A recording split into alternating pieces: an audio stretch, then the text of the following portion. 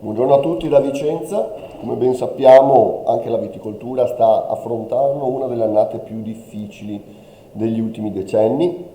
Dopo un inverno e una primavera estremamente secchi, nei mesi di giugno e luglio le temperature medie e massime si sono costantemente mantenute al di sopra dei valori delle medie storiche. E la quasi totale assenza di precipitazioni in questo contesto ha contribuito a creare degli stress in vigna, soprattutto nelle zone collinari.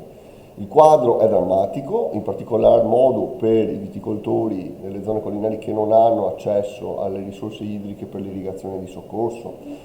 Per quanto riguarda lo stato fitosanitario dei vigneti, la principale avversità continua a essere la flavescenza dorata, come negli ultimi anni, ma con una recrudescenza ancora più accentuata.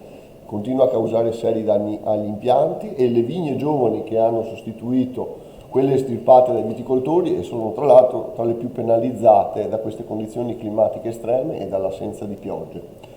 Dal punto di vista fenologico, in contemporanea con l'invagnatura si registrano anche degli aumenti repentini della concentrazione di zuccheri all'interno degli acidi, le cui dimensioni in vari casi rimangono però più contenute rispetto alla norma. Si ipotizza intorno a Ferragosto all'inizio della raccolta dei grappoli delle varietà precoci e per le altre varietà è ancora abbastanza prematuro fare delle previsioni.